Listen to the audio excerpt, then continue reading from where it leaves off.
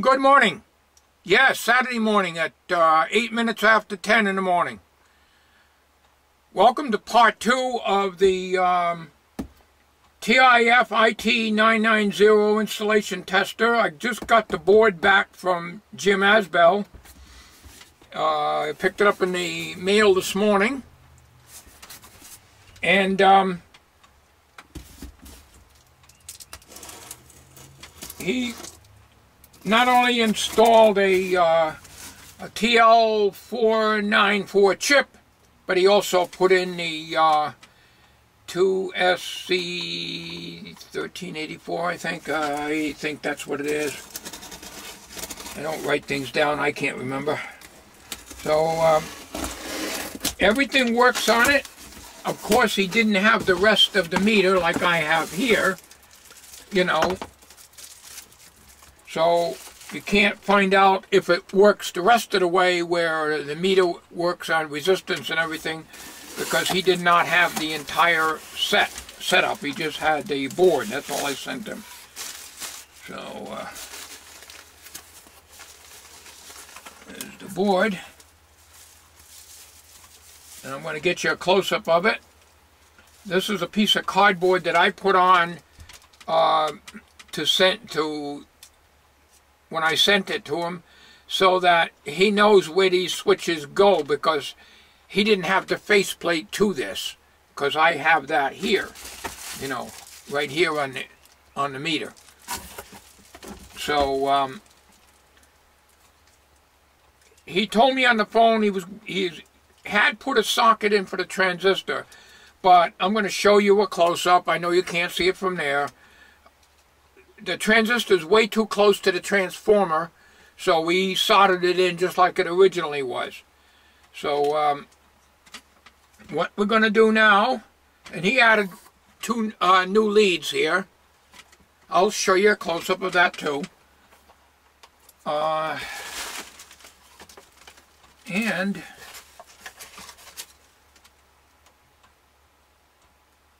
I think these are the old parts.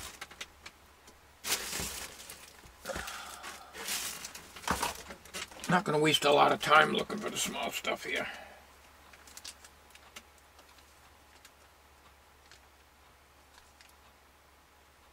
Yeah, it looks like he sent, well, I gave him the old, I sent him the old IC, because it was in, I pulled it out, I put it in the bag, and the transistor, and it looks like he not only sent those back for what it is, and but he also sent me a spare 2SC1384, I think is what it is. So, all right. This is the cardboard that I stuck on there just so he'd know where these switches go and what positions they are going in. So for now, I'll leave that on.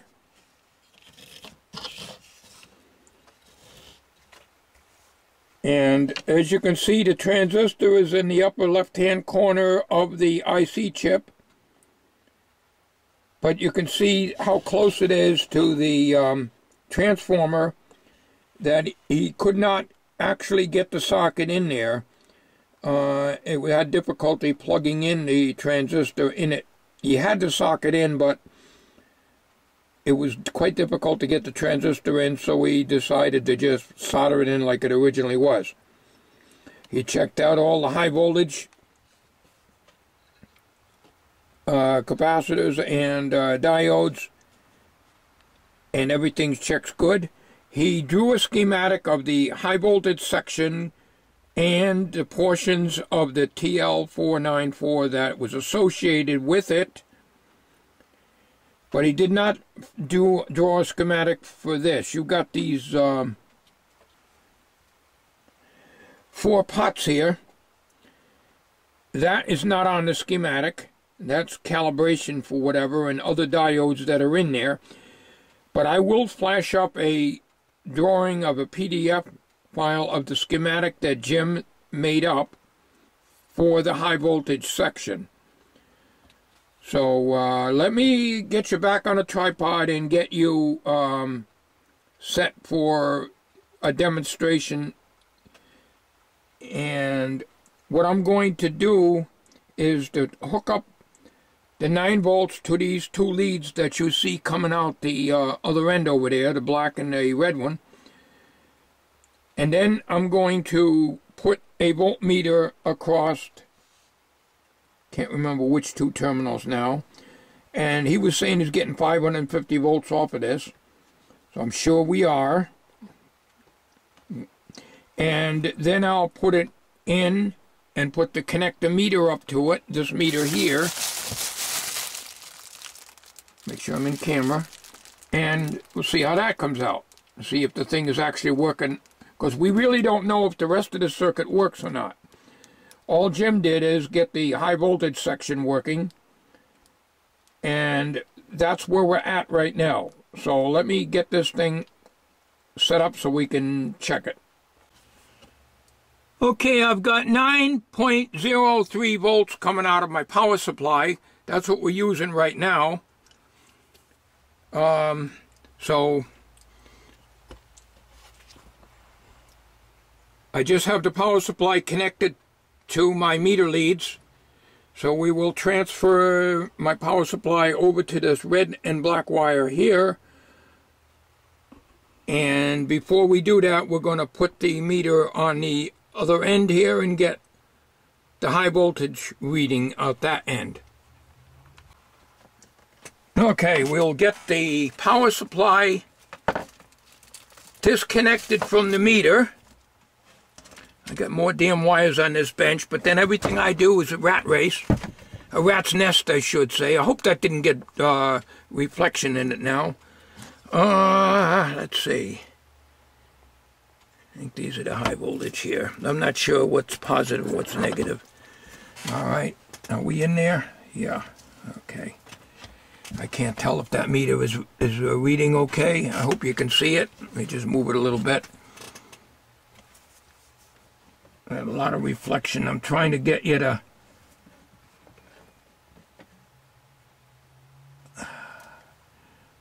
That's the best I can do, I guess. All right, now we're going to put the, make sure we get the polarity right. The black, 9 volts on the black lead. And we keep our fingers away from the board.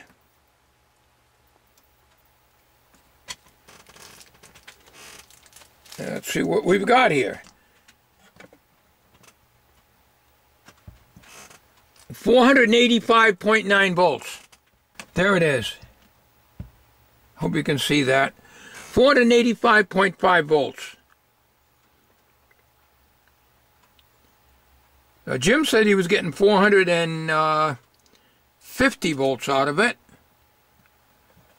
Well, let's turn that meter off. The chip is cold. Let's bring my other meter out. Oh no, that's the cheap meter. I'm sorry. This is the one I won at the ham auction. I have my meters mixed up. Sorry, I can't see nothing, but I'll get my face on it.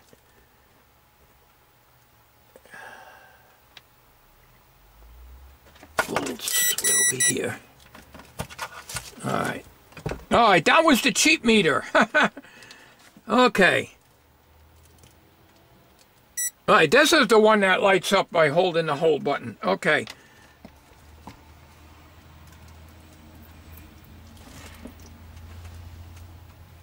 $485.6. This is the one I won at the ham auction. So 485.6 volts.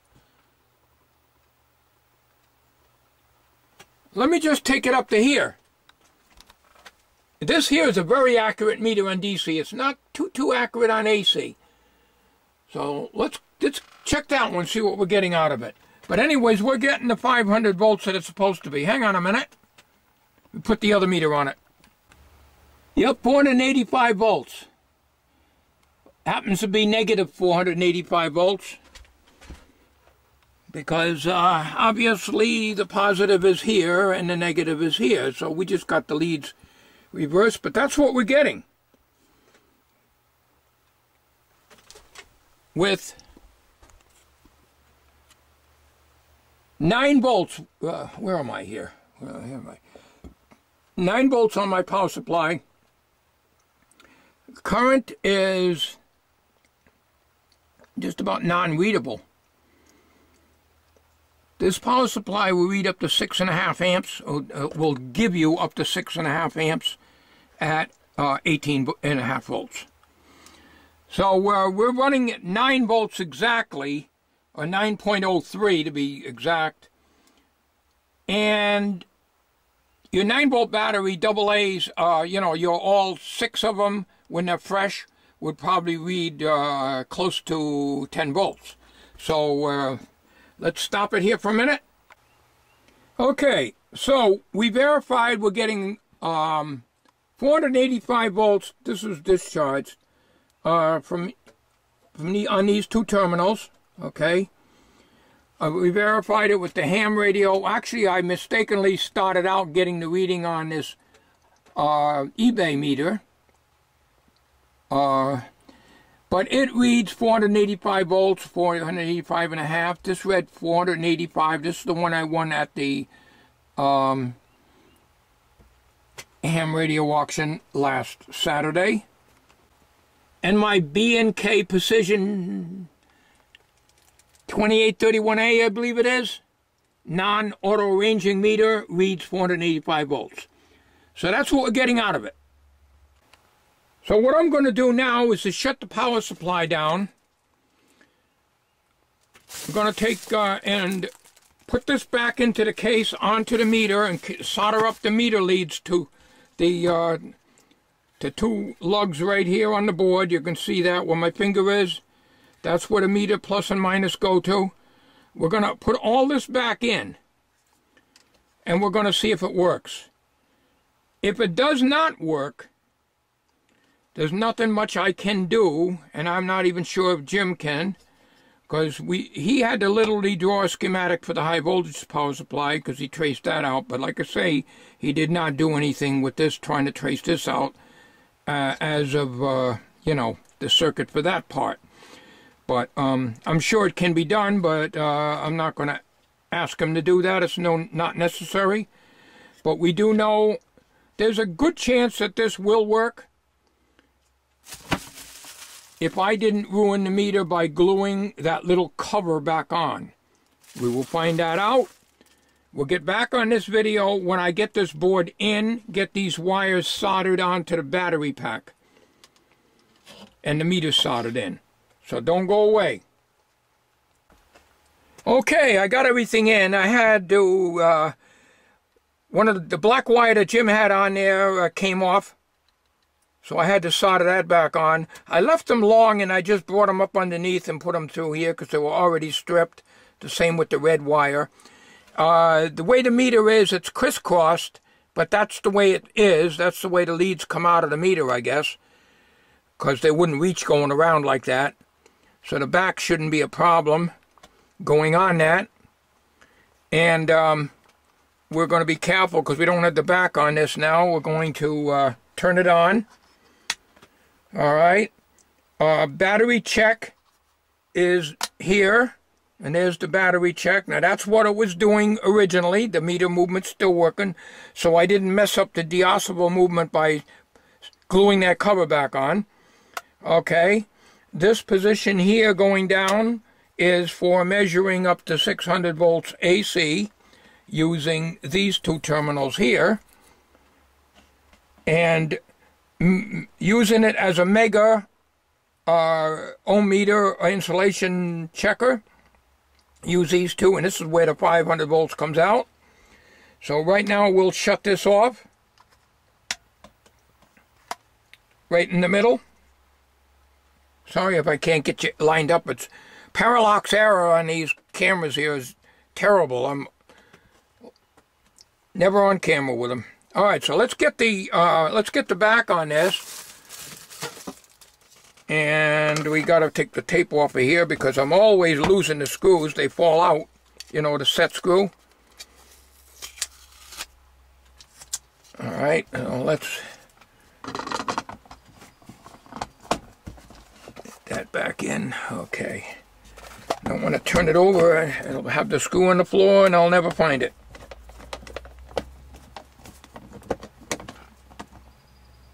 Okay. Hopefully I'm on camera. Probably not. Okay. Let me get you, try to get a better angle. I can't move this thing back anymore. The camera will be off the bench. Hang on.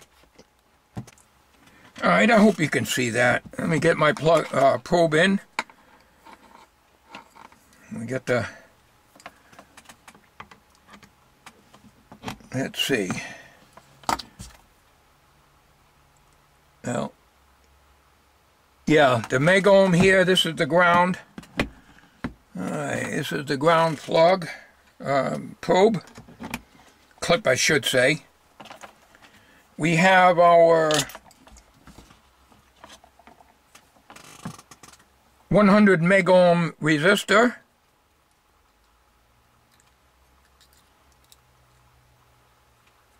All right.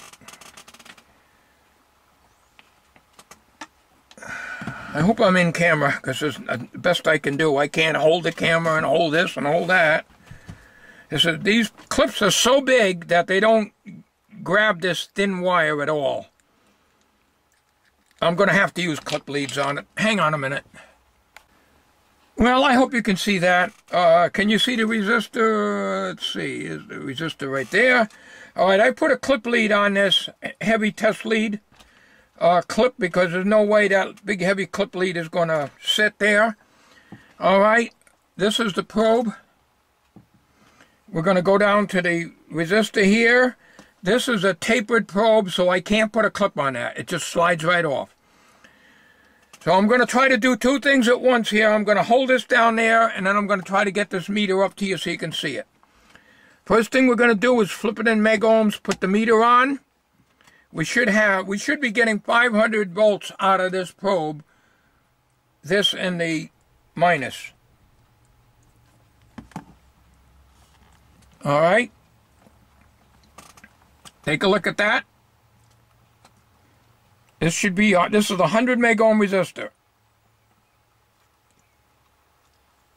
My eyes, I think that's 100. Now this will read up to 1 gig ohm, okay?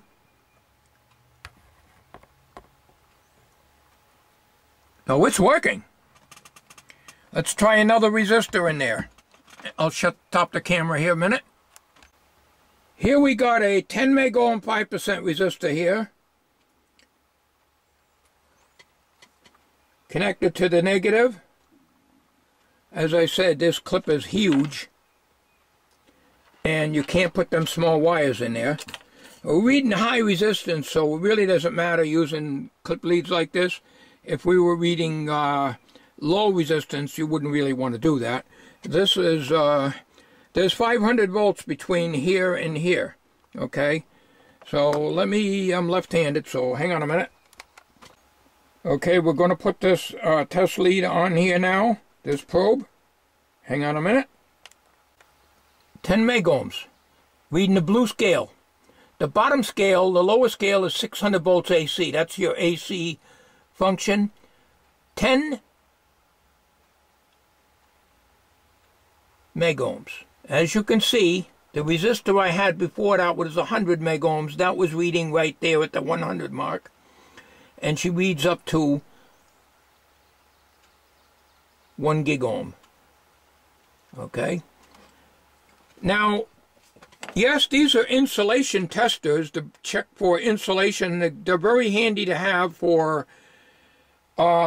checking if you got leakage between a power transformer or even an audio output transformer from any of the windings to the frame of the transformer. There should not be any leakage in there. I have had leakage in power transformers many years ago, and that's not good. So that's what these are for, and for measuring very high resistances. There have been times that I needed 100 meg ohm, be able to read a 100 meg ohm resistor. I'm not sure, but I think The voltometer will. None of these will read 100 megohms. And I believe that'll only read 20 megohms, the B&K Precision.